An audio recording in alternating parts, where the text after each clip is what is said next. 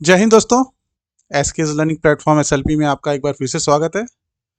तो right to equality जो हम डिस्कस कर रहे हैं आर्टिकल 14 टू 18, उसके अंदर हम आर्टिकल 14 और 15 लास्ट सेशन में डिस्कस कर चुके हैं।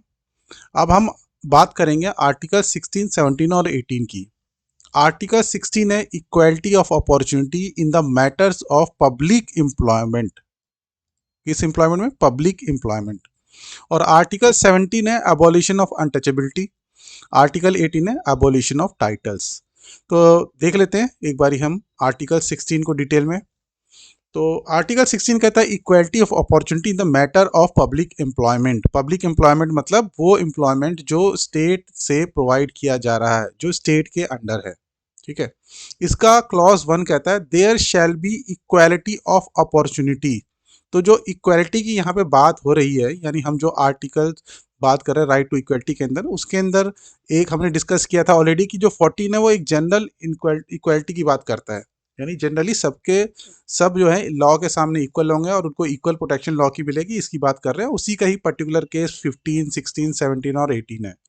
तो आर्टिकल 18 भी एक इक्वालिटी का एक एक्सपेक्ट या उसका एक पहलू बताता है, जिसके अंदर किस तरीके से इक्वालिटी जो है सिटीजन्स को मिल सकती है। तो क्लॉज 1 कहता है equality of opportunity for all citizens, सभी सिटीजन्स के लिए। और ये बेसिकली क्या है? सिटीजन्स के लिए ही है। In matter relating to employment, तो एम्प्लॉयमेंट से रिलेटेड, और अपॉइंटमेंट टू एनी ऑफिस, या किसी ऑफिस में किसी को अपॉइंट करना है अंडर द स्टेट। स्टेट का मतलब जो आर्टिकल 12 में डिफाइन किया गया है। तो क्लॉज 1 कहता है कि सभी सिटीजन को, इंडियन सिटीजन को इक्वल अपॉर्चुनिटी दी जाएगी, चाहे वो एम्प्लॉयमेंट का मैटर हो, चाहे अपॉइंटमेंट हो किसी भी ऑफिस के अंदर जो स्टेट द्वारा प्रोवाइड किया जा रहा है। ठीक है। इसका क्लॉज 2 कहता है no citizen shall on ground only of. तो जब ग्राउंड ओनली ऑफ लिखा जाता है, इसका मतलब कि सिर्फ एक पर्टिकुलर रिलीजन के बेसिस पे, पर्टिकुलर रेस के बेसिस पे, कास्ट के बेसिस पे, सेक्स के बेसिस पे, या डिसेंट के बेसिस पे, या प्लेस ऑफ बर्थ या रेजिडेंस के बेसिस पे ही एनी ऑफ देम, या तो इनमें से किसी भी पर्टिकुलर एक का, या इनमें से कोई भी, सारे मिला के भी, तो उसके बेसिस पे ही जो है डिस्क्रिमिनेशन नहीं हो सकता। तो नो सिटीजन, किसी भी सिटीजन के साथ इन सब जो चीज़ों के बेसिस पे डिस्क्रिमिनेशन नहीं हो सकता, और इसके बेसिस पे वो इन एलिजिबल या डिस्क्रिमिनेटेड नहीं हो सकता किसी भी मैटर के अंदर एनी एम्प्लॉयमेंट और ऑफिस अंडर द स्टेट। और स्टेट को आपको ध्यान में रखना है, जो आर्टिकल 12 में डिफाइन किया गया स्टेट, उस स्टेट की बात हो रही है यहाँ पे। ठीक है। यहाँ पे एक चीज ऑब्जर्व करेंगे कि आर्टिकल 15 के अंदर race, caste, sex, place of birth ये दिया हुआ था। यहाँ पे जो दो एडिशनल चीजें वो डिसेंट है और रेजिडेंस है। क्योंकि जैसे कोई बाहर से पर्सन आया, इंडियन का सिटीजनशिप उसने एक्वायर किया, तो उसका डिसेंट तो हो सकता है कि पीछे से कहीं और से आया हो, हेरिडेटरी यानी पीछे वो कहीं और से आया हो, और रेजिडेंस भी उसका कहीं और दूसरे स्टेट में भी हो सकता है इंडिया के। ठीक है, दूसरे राज्य का हो सकता है। तो उस बेसिस पे ऐसा नहीं कि अगर कोई उत्तर प्रदेश का रहने वाला है वो गुजरात में जाकर, या गुजरात का रहने वाला है उत्तर प्रदेश में आकर या दिल्ली में आकर कोई एम्प्लॉयमेंट लेना चाहता है स्टेट के अंडर, जो स्टेट प्रोवाइड कर रहा है या गवर्नमेंट प्रोवाइड कर रही है, तो उसके बेसिस पे उसे डिस्क्रिमिनेट किया जाएगा। इस वजह से ये डिसेंट और रेजिडेंस का भी क्लॉज या पॉइंट इसके अंदर डाला गया कि डिसेंट के बेसिस पे और रेजिडेंस के बेसिस पे भी किसी के साथ डिस्क्रिमिनेशन नहीं हो सकता। जहां तक की बात आती है अपॉइंटमेंट की और या एम्प्लॉयमेंट की किसी स्टेट के ऑफिस के अंदर, तो इक्वल अपॉर्चुनिटी उनको भी दी जाएगी, ये बताया गया है। जो इसका क्लॉज 3 है वो कहता है nothing in this article shall prevent parliament from making any law. तो यहाँ पे जो पावर है वो किसके पास है? सिर्फ और सिर्फ पार्लियामेंट के पास है। तो पार्लियामेंट वो भी किससे? लॉ बना के, कोई एक्ट पास करके, कोई स्टैट्यूट पास करके वो क्या कर सकता है? Prescribing in regard to a class or classes of employment or appointment to an office under the government of or any of the local or other authority within a state or union territory। तो चाहे एक state की बात हो या union territory की बात हो, वहां पे भी कोई अगर ऑफिस है लोकल या अदर अथॉरिटी के अंडर, तो उनके रिगार्डिंग भी वो क्या कर सकता है? पार्लियामेंट जो है वो लॉ बना सकता है। और वो लॉ किसके रिगार्डिंग होगा? एम्प्लॉयमेंट या अपॉइंटमेंट के रिगार्डिंग। तो गवर्नमेंट के अंडर किसी सिटीजन के लिए अगर पार्लियामेंट कोई लॉ बनाना चाहता है तो उसके पास पावर है। और यहाँ पे इस क्लॉज के अंदर ये पावर क्लियरली बताई गई है कि पार्लियामेंट बाय लॉ जो है किसी स्टेट के अंदर, किसी यूटी के अंदर, वहाँ की लोकल अथॉरिटी के अंडर या लोकल गवर्नमेंट के अंडर कोई भी अपॉइंटमेंट या एम्प्लॉयमेंट से रिलेटेड कोई लॉ बनाना चाहता है कि ये इस तरीके से चीज़ें होंगी, तो वो बना सकता है। तो ये जो रिक्वायरमेंट है वो किसके रिगार्डिंग कह रहे हैं? Residence with in the state और यूनियन टेरिटरी। तो किसी स्टेट के अंडर या यूनियन टेरिटरी के अंडर वो रेजिडेंस से रिगार्डिंग कोई लॉ पास करना चाह रहे हैं पार्लियामेंट, तो वो लॉ पास करके वो बना सकता है प्रायर टू सच एम्प्लॉयमेंट और अपॉइंटमेंट। तो इस अपॉइंटमेंट और एम्प्लॉयमेंट से पहले ये इस तरीके का लॉ बनाया जाएगा। जो क्लॉज 4 है वो कहता है nothing in this article shall prevent the state from making any provision for the reservation of appointments और post in favour of any backward class of citizen. तो any backward class of citizen का मतलब यहाँ पे जो है सारे तरह के सोशली और इकोनॉमिकली बैकवर्ड भी आ जाएंगे इसमें, यानी ओबीसी भी आ जाएंगे इसमें, एससी भी आ जाएंगे इसमें, एसटी भी आ जाएंगे। तो जो क्लॉज 4 है वो ये कहता है कि स्टेट के पास पावर है कि वो प्रोविजन बना सकता है रिजर्वेशन के लिए, अपॉइंटमेंट में या किसी पोस्ट की रिजर्वेशन के लिए, जो बैकवर्ड क्लासेस के लिए उनके लिए रिजर्वेशन कर सकता है, उसके पास ये पावर है। और उसका क्राइटेरिया जो एक बताया गया कि नॉट एडिक्वेटली रिप्रेजेंटेटेड, अगर वो एडिक्वेटली रिप्रेजेंटेटेड नहीं है तो इस वजह से उस सर्विस में उनकी रिप्रेजेंटेशन को पूरा करने के लिए रिजर्वेशन जो है दिया जा सकता है।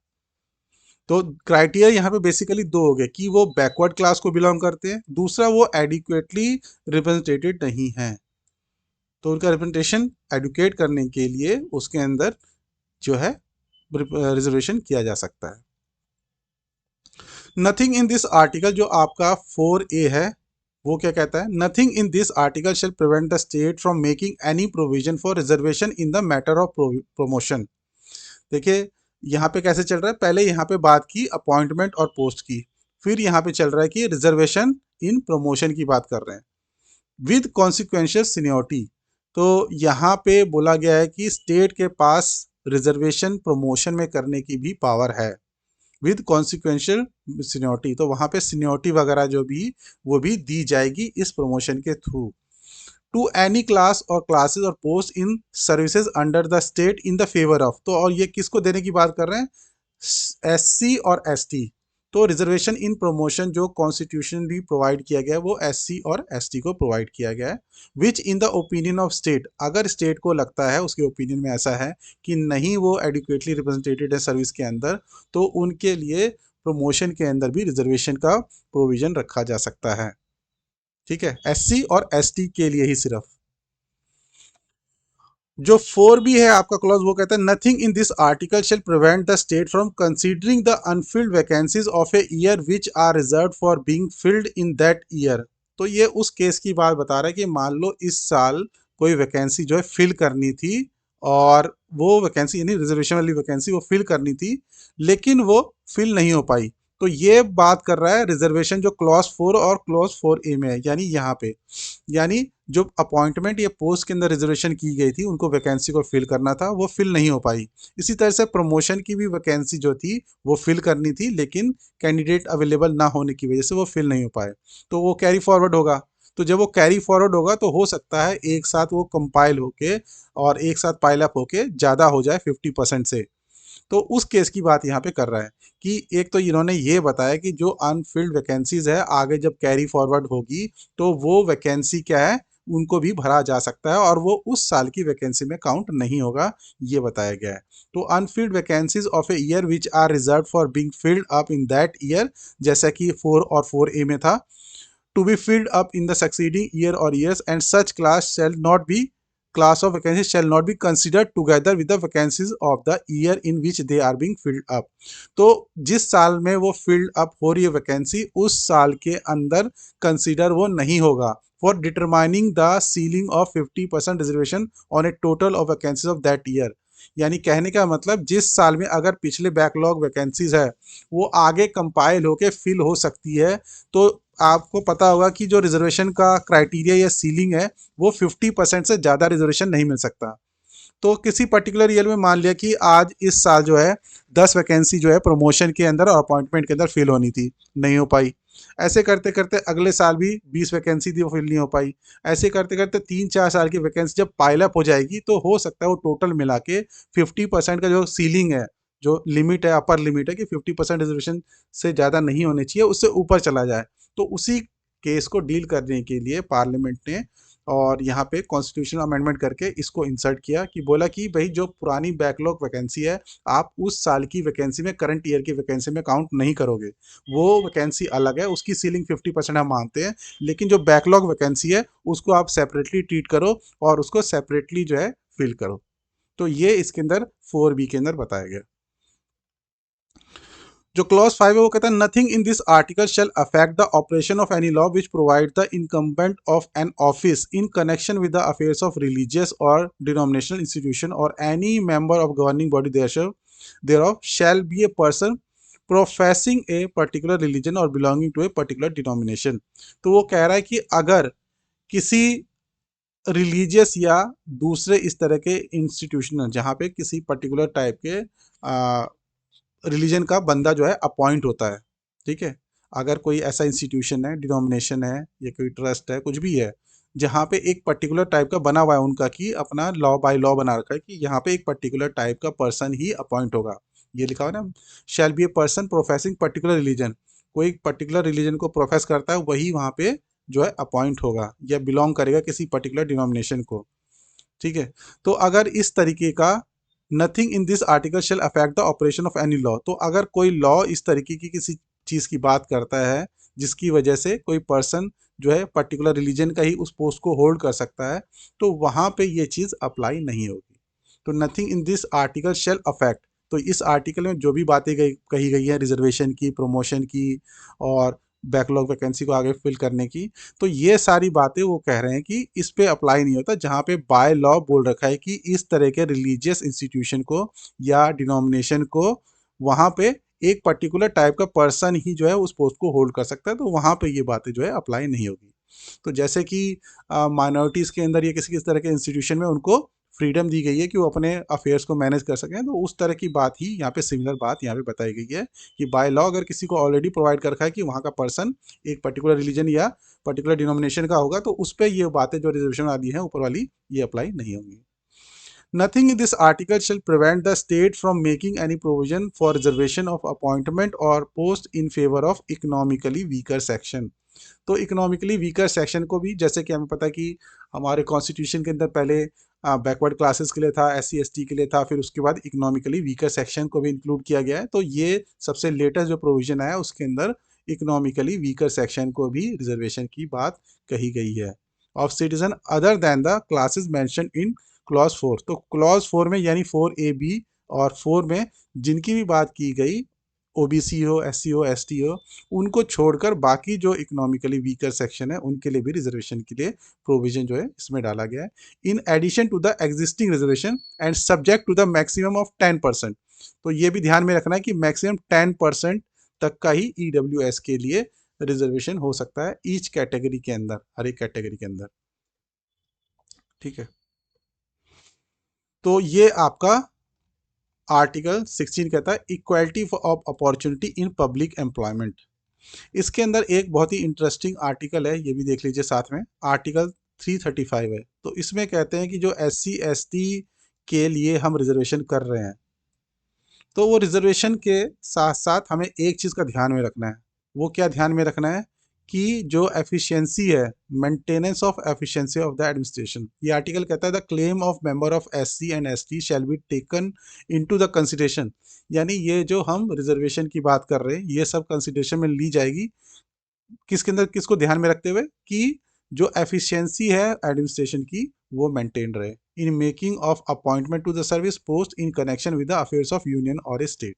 तो जहाँ पे यूनियन या स्टेट कहीं पे भी किसी SC और ST क्लास के पर्सन को अपॉइंट किया जा रहा है, तो उनके लिए वो बोल रहे कि ये सब चीज़ें तो कंसिडर की जाएगी, लेकिन साथ के साथ मेंटेनेंस ऑफ एडमिनिस्ट्रेटिव एफिशिएंसी भी देखा जाएगा। तो ये पहले बेसिक आपका आर्टिकल था जिसके अंदर अमेंडमेंट किया गया और उसके अंदर एक प्रोविजन ऐड किया गया कि रिलैक्सेशन जो है क्वालिफाइंग मार्क्स के अंदर और जो स्टैंडर्ड है इवैल्यूएशन का उसको लोअर किया जा सकता है एससी और एसटी पर्सन्स के लिए। ठीक है, ये बाद में लाया गया जब कोर्ट ने बोला कि भाई आपको ये एफिशिएंसी मेंटेन करी, तो कुछ कुछ इंस्टीट्यूशन में कोर्ट ने बोल दिया कि भाई आप ये जो प्रोविज़न बना रहे हैं वहाँ पे वो वैलिड नहीं है। तो उस वजह से यहाँ पे कॉन्स्टिट्यूशन में अमेंडमेंट किया गया और बताया गया कि हम जो रिलैक्स कर सकते हैं क्वालिफाइंग मार्क्स को या स्टैंडर्ड ऑफ इवैल्यूएशन जो उसको थोड़ा लोअर कर सकते हैं एससी और एसटी पर्सन के लिए, ताकि उनकी भी भागीदारी हो सके। तो ये जो है रिलेटेड आर्टिकल 335 है जहाँ पे ये एफिशिएंसी इन एडमिनिस्ट्रेशन की बात की गई है। ठीक है, चलिए। तो और ये लेटेस्ट ही ऐड हुआ, ये आपका मैंने यहाँ पे फुट नोट में डाल दिया है, ये आपका 82nd अमेंडमेंट यानी 2000 में ही अपडेट किया गया था या इसको इंक्लूड किया गया था। अब हम बात कर लेते हैं आर्टिकल 17 की। तो आर्टिकल 17 करता है एबोलिशन ऑफ अनटचेबिलिटी। तो जैसा कि हम जानते हैं कि हमारे हिस्ट्री के अंदर यानी इंडियन हिस्ट्री के अंदर अनटचेबिलिटी की प्रॉब्लम बहुत टाइम से रही है। तो ये छुआछूत की जो है कि इस पर्सन को ये क्योंकि नीची जात का है या ये इस चीज़ को बिलोंग करता है, ये यहाँ से आता है उस जगह से आता है, इस वजह से इस तरह की प्रॉब्लम बहुत रही है। तो जब कॉन्स्टिट्यूशन यानी फ्रेम हुआ तो इस प्रोविजन को इसीलिए डाला गया। तो यहाँ पे प्रोविजन क्या कहता है वो देख लेते हैं कॉन्स्टिट्यूशन का। Untouchability is abolished. तो पहले तो ये बोला गया कि जो अनटचेबिलिटी है उसको एबॉलिश किया जाता है and it's practice in any form. और अगर इसकी प्रैक्टिस अगर किसी भी फॉर्म में हो रही है, ठीक है, यानी कोई डायरेक्ट यानी इस तरह की प्रैक्टिस नहीं कर रहा, लेकिन कुल मिला के जो भी हाव भाव है किसी के उसकी वजह से भी लग रहा है कि ये अनटचेबिलिटी का एक पार्ट है, तो वो भी फॉरबिडन है। तो इस तरह की कोई भी चीज़ें जो है वो मनाही है, पूरी तरह से बैन है। The enforcement of any disability arising out of untouchability shall be an offence punishable in accordance with law. तो बोला कि अगर किसी तरीके का डिसेबिलिटी या कोई प्रॉब्लम होती है, उससे कोई चीज़ जो है खराब होती है, तो उससे क्या है हम क्या उसको ऑफेंस मानेंगे in accordance with law. In accordance with law का मतलब ये हुआ कि लॉ बनाया जाएगा। तो इसके अंदर इसको ऑफेंस बनाने के लिए और लॉ बनाने के लिए एक्ट लाया गया आपका अनटचेबिलिटी ऑफेंस एक्ट 1955, जिसको बाद में रीनेम करके the protection of civil right act 1955 नाम दिया गया। ठीक है, तो ये पावर कहाँ से मिली? पार्लियामेंट को पावर यहाँ से इस आर्टिकल से मिली और यहाँ से डिराइव करके उन्होंने एक्ट बनाया। तो to give effect to the mandate content in article 17। तो आर्टिकल 17 के अंदर ये जो मैंडेट दिया गया था कि ऑफेंस जो होगा वो पनिशेबल बाय लॉ होगा, तो वो लॉ जो है पार्लियामेंट ने बनाया। On exercise of power confirmed under article 35। Article 35 भी देखेंगे तो उसके अंदर भी बोला गया है कि जो भी कोई फंडामेंटल राइट को वायलेट करता है तो उस वायलेशन के लिए कोई पनिशमेंट अगर प्रोवाइड करना हो तो वो पनिशमेंट जो है आर्टिकल 35 से पावर ड्राइव करके लिया जा सकता है। तो article 35 empowers the parliament to make law inter alia prescribing punishment for those act. तो उन एक्ट के लिए क्या पनिशमेंट दिया जा सकता है वो भी डिक्लेयर किया गया है। तो पार्ट 3 यानी फंडामेंटल राइट किसका वायलेट होता है तो उसके लिए क्या क्या पनिशमेंट दिया जा सकता है वो आर्टिकल 35 से पावर डिराइव करके भी किया जा सकता है। तो वर्ड अनटचेबिलिटी जो है वो आपके इस एक्ट के अंदर डिफाइंड तो नहीं है, ना ही कॉन्स्टिट्यूशन के अंदर डिफाइंड है, लेकिन इस अनटचेबिलिटी का मतलब क्या है? तो इस अनटचेबिलिटी का मतलब है treating person untouchable either temporarily, जो आप कुछ एक समय कुछ टाइम के लिए माने उसको, अदरवाइज फॉर वेरियस रीजन। तो जैसे रीजन क्या हो सकता है, कोई इन्फेक्शन से हो, जैसे पहले कहते थे कि इसको कोड़ है, तो ये इस तरह की चीज़ें जो है उसमें भी अनटचेबिलिटी प्रैक्टिस में थी पहले। कोई कंटेजियस यानी कोई छुआछूत वाली बीमारी हो गई, तो इस तरह की चीज़ें हुए। कोई सोशली यानी कोई मान लीजिए छोटी जात का है या नीची जात का है ऐसे बोल के जो है कई लोग करते थे, तो ये इस तरह की कोई भी चीज़ें हैं तो है, इन सब को ये अनटचेबिलिटी की डेफिनेशन में कंसिडर किया गया है। The term untouchability article 17 is use in the sense of developed historically in India. तो जिस तरीके से हिस्ट्रिकली हमारे इंडिया में ये अनटचेबिलिटी पास्ट में रहा है उस सेंस में इसको डिफाइन किया गया है। Untouchability was indirect form of slavery. Court ने बोला कि अनटचेबिलिटी क्या एक इनडायरेक्ट फॉर्म ऑफ स्लेवरी है और ये कास्ट सिस्टम का ही एक्सटेंशन है। सुप्रीम कोर्ट ने स्टेट ऑफ कर्नाटका वर्सेस अप्पा बलू इनगले में बोला है, 1993 का ये जजमेंट है। और इसको अबॉलिश कर देना चाहिए हर फॉर्म में, ये कोर्ट ने बोला, विद इन कम्युनिटी, किसी कम्युनिटी के अंदर हो या बिटवीन वेरियस कम्युनिटीज, तो ये कोर्ट ने बोला हुआ है। Article 17 is a very significant from the point of view equality before the law. तो जैसा कि हम बहुत टाइम से बात कर रहे हैं कि article 14 generally equality before law बोलता है, और ये जो बाकी आर्टिकल्स हैं आपका 15 है, 16 है, 17 है, 18 है, ये सारे क्या है, इसके अंडर पर्टिकुलर पर्टिकुलर सिचुएशन की बात करते हैं। ठीक है, तो इसीलिए ये आर्टिकल क्या है, बहुत ही सिग्निफिकेंट प्रोविजन है उस फॉर्म में, इक्वलिटी बिफोर लॉ का। और ये क्या गारंटी करता है, सोशल जस्टिस और डिग्निटी ऑफ मैन। तो अनटचेबिलिटी को जब हटाया जाएगा तभी किसी को सोशल जस्टिस और डिग्निटी किसी की मेंटेन हो सकती है। तो सब किसी को एक रिस्पेक्ट के साथ और डिग्निटी के साथ रहने का जो है राइट है, और इस राइट को मेंटेन करने के लिए आर्टिकल 17 का होना बहुत जरूरी है, which were denied to the vast section of society centuries together. तो पहले ये हमारे जो हिस्ट्री में था, इस तरह की बहुत सारी चीजें होती थी। For the commission of any offence relating to untouchability the protection of civil right act 1955 prescribes punishment. तो ये जो हमने एक्ट की बात की थी, इसके अंदर पनिशमेंट बता रखा है, क्या क्या पनिशमेंट होगा। तो ये इतना डिटेल में नहीं करना हमें, लेकिन ये ऑलरेडी एक एक्ट बना दिया गया लॉ ने, यहाँ से पावर डिराइव करके कि with law, accordance with law, तो ये लॉ बना दिया गया है। तो यहाँ पे पनिशमेंट भी बताया गया कि अगर कोई अनटचेबिलिटी प्रैक्टिस करता है तो उसको क्या पनिशमेंट मिलेगी। उसके बाद जो हमें लास्ट हमें डिस्कस करना है आज के सेशन में, वो है abolition of title. Abolition of title, किसी भी तरीके का टाइटल जो है बोला गया है स्टेट कन्फर नहीं करेगा। No title not being a military or academic distinction. तो एकेडमिक डिस्टिंक्शन और मिलिट्री टाइटल ये सब तो दिया जा सकता है स्टेट द्वारा, लेकिन इसके अलावा कोई और टाइटल नहीं दिया जाएगा। तो मिलिट्री और डिस्टिंक्शन या एकेडमिक डिस्टिंक्शन कौन सी है, जैसे किसी को पीएचडी मिलेगी, डॉक्टर लगा लेते हैं अपने नाम के आगे, या मिलिट्री कर्नल लगा लेते हैं और ब्रिगेडियर लगा लेते हैं। तो ये इस तरीके की चीज़ों के लिए तो मना नहीं है, ये एक्सेप्शन में है। बाकी और किसी भी तरह के टाइटल जो है वो स्टेट के पास पावर नहीं है कन्फर करने के लिए, यानी ये जो आर्टिकल है ये प्रोहिबिट करता है किसी भी तरीके के टाइटल को देने से। तो यहाँ पे स्टेट का मतलब आर्टिकल 12 से है, कि 12 में जो आर्टिकल में स्टेट को डिफाइन किया गया है। तो पहले बताया गया no title shall be conferred by the state except military or academic distinction. ठीक है, सेकंड के अंदर बोलेगा कि नो सिटीजन, यहाँ पे देखिए किसी सिटीजन की बात नहीं है, तो ये कोई भी हो, सिटीजन हो, नॉन सिटीजन हो, किसी को भी स्टेट जो है किसी भी तरीके का टाइटल नहीं दे सकता accept military or academic distinction.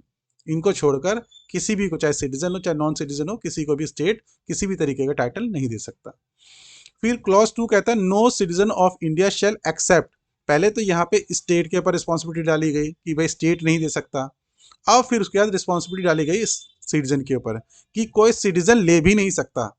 दोनों के ऊपर जो है इक्वल रिस्पॉन्सिबिलिटी है, स्टेट दे नहीं सकता और कोई भी सिटीजन ले नहीं सकता। और टाइटल कहाँ से, फॉरेन स्टेट से। तो यहाँ पे तो स्टेट दे रहा है, यहाँ पे फॉरेन स्टेट की बात कर रहे हैं कि फॉरेन स्टेट से कोई भी टाइटल कोई भी सिटीजन नहीं ले सकता। तो जब यहाँ पे स्टेट देगा नहीं तो यहाँ पे तो सिटीजन को वैसे भी नहीं मिलेगा, सिटीजन और नॉन सिटीजन दोनों को नहीं मिलेगा। दूसरा, ये रिस्पॉन्सिबिलिटी सिटीजन के ऊपर भी डाली गई कि वो किसी फॉरेन स्टेट से कोई भी टाइटल नहीं लेगा। No person who is not a citizen of India. अब ये सिटीजन के ऊपर रिस्पॉन्सिबिलिटी डाली गई थी, अब रिस्पॉन्सिबिलिटी डाली गई जो नॉन सिटीजन है इंडिया के। तो ऐसे पर्सन जो नॉन सिटीजन है इंडिया के और यहाँ पे कोई ऑफिस होल्ड कर रहे हैं, ये प्रॉफिट और ट्रस्ट स्टेट के अंडर कोई भी ऑफिस को होल्ड कर रहे हैं, तो उन्हें अगर कोई टाइटल एक्सेप्ट करना है, क्योंकि ये नॉन सिटीजन है इंडिया के, ऑब्वियसली किसी न किसी कंट्री से ये फॉरेन से बिलोंग करेंगे, तो अगर उन्हें कोई टाइटल एक्सेप्ट करना है और यहाँ पे ऑलरेडी वो कोई ऑफिस होल्ड कर रहे हैं स्टेट के अंडर, गवर्नमेंट के अंडर, तो उन्हें प्रेसिडेंट से कंसेंट लेनी पड़ेगी। तो बिना कंसेंट लिए हुए वो कोई भी टाइटल फॉरेन स्टेट से नहीं ले सकते। आर्टिकल 18 का जो क्लॉज 4 है वो कहता है no person holding an office of profit trust under the state shall without the consent of president. इसी तरह से कोई भी पर्सन, यहाँ पे तो बोला था कि नॉन सिटीजन, यहाँ पे बोल रहे कोई भी पर्सन, चाहे वो सिटीजन हो चाहे नॉन सिटीजन हो, वो क्या है, बिना कंसेंट के, बिना प्रेसिडेंट के कंसेंट के ना कोई प्रेजेंट, ना कोई गिफ्ट ले सकते हैं, ना कोई पैसा ले सकते हैं, एमोलमेंट ले सकते हैं, कोई पे ले सकते हैं, ना ही कोई ऑफिस एक्सेप्ट कर सकते हैं ऑफ एनी काइंड, किसी भी तरीके का, फ्रॉम और अंडर एनी फॉरेन स्टेट, किसी भी फॉरेन स्टेट से। तो कोई फॉरेन स्टेट का मतलब यहाँ पे हुआ वहाँ की गवर्नमेंट, फॉरेन की गवर्नमेंट, ठीक है। तो फॉरेन की गवर्नमेंट से कुछ भी नहीं ले सकते, ना तो कोई प्रेजेंट कोई गिफ्ट ले सकते हैं, ना कोई एमोलमेंट कोई पैसे ले सकते हैं, ना कोई ऑफिस वहाँ से ले सकते हैं या उसके अंडर ले सकते हैं। तो ये बेसिकली आपका आर्टिकल 18 बोलता है। ये इस पर क्वेश्चन भी आया हुआ है, 2016-17 में क्वेश्चन आया था, तो आप इसको अच्छी तरह से देख लेंगे। इसका एक बार एनालिसिस देख लेते हैं। तो मैंने बता ही दिया कि जो आपका 18(1) है वो बताता है कि किसी भी तरीके का जो टाइटल है वो स्टेट नहीं दे सकता, चाहे वो सिटीजन हो चाहे नॉन सिटीजन हो। 82 सिटीजन को प्रोहिबिट करता है कि वो कोई टाइटल ले नहीं सकता किसी फॉरेन स्टेट से। यहाँ पे नॉन सिटीजन को बताया गया कि वो कोई भी प्रॉफिट ऑफ ऑफिस अगर होल्ड कर रहा है तो कोई भी टाइटल अगर फॉरेन स्टेट से लेना चाहता है तो प्रेसिडेंट से कंसेंट लेना पड़ेगा। और 18(4) में बोला गया कोई भी पर्सन हो, चाहे वो सिटीजन हो चाहे नॉन सिटीजन हो, और यहाँ पे अगर कोई ऑफिस होल्ड कर रहा है तो उसे फॉरेन स्टेट से कोई भी चीज़ लेने के लिए, गिफ्ट हो और एमोलमेंट हो या वहाँ का कोई ऑफिस में वो पार्ट लेना चाहता है तो प्रेसिडेंट से लेनी पड़ेगी परमिशन। और इसी को मैंने टेबुलर फॉर्म में यहाँ पे बता दिया कि पहले 18(1) के अंदर बताया सिटीजन और नॉन सिटीजन दोनों तरह के कोई भी टाइटल लेने के लिए मना है। एक्सेप्शन क्या है? Military or academic distinction. किसी भी स्टेट यानी सिटीजन नॉन सिटीजन दोनों में से किसी को भी कोई टाइटल नहीं दे सकता, प्रोहिबिशन है। फिर सिटीजन के ऊपर प्रोहिबिशन क्या है कि वो कहीं से टाइटल नहीं ले सकता। फिर नॉन सिटीजन जो अगर होल्ड कर रहे ऑफिस तो वो भी किसी फॉरेन ऑफिस से टाइटल ले सकता है। एक्सेप्शन क्या है कि प्रेसिडेंट अगर कंसेंट दे दिए तब ले सकते हैं, प्रेसिडेंट कंसेंट दे दिए तब भी ले सकते हैं। अगर कोई गिफ्ट लेना चाह रहा है, अमेंडमेंट लेना चाह रहा है या कोई ऑफिस होल्ड करना चाह रहा है, वो चाहे सिटीजन हो नॉन सिटीजन हो। तो ये ब्रीफली एक टेबुलर फॉर्म में मैंने जो भी आर्टिकल 18 कहता है वो बता दिया। आपके एक्सेप्शंस इसमें क्या है? आर्टिकल 18 के एक्सेप्शंस में जैसे किसी को भारत रत्न दिया जाता है, पद्म विभूषण दिया जाता है, तो ये सारे उनके एग्जाम्पलरी जो उन्होंने बहुत अच्छा काम किया गया है उसके रिकॉग्निशन के लिए दिया जाता है, ताकि इस तरीके से लोग मोटिवेट हों। तो ये सब चीज़ें जो है वो कोर्ट ने भी बोला है कि ये 18 के प्रोहिबिशन में नहीं आते हैं, ठीक है। तो ये जो है चीज़ें जो है की जा सकती हैं या इस तरह के पुरस्कार दिए जा सकते हैं। ये अपने आप में टाइटल नहीं है। Article 18(3) 18(4) have been added with a view. देखिए 18(3) और 18(4) में उन लोगों के ऊपर कंडीशन डाली गई है जो यहाँ पे गवर्नमेंट के अंदर कोई ऑफिस होल्ड कर रहे हैं। तो जब ऑब्वियसली कोई गवर्नमेंट में ऑफिस होल्ड कर रहा है, चाहे वो सिटीजन हो चाहे नॉन सिटीजन हो, तो उनकी एक लॉयल्टी बनती है इस गवर्नमेंट के लिए, इंडियन गवर्नमेंट के लिए। तो इसीलिए उनको उनके ऊपर जो है एक फॉरेन स्टेट से कुछ भी लेने के लिए, चाहे कोई टाइटल हो चाहे कोई गिफ्ट हो चाहे कोई एमोलमेंट हो, चाहे ऑफिस में वहाँ पे जाना चाहते हो, तो ये सब चीज़ें जो है उनके लिए कंडीशन रखी गई है। और national awards did not amount to title.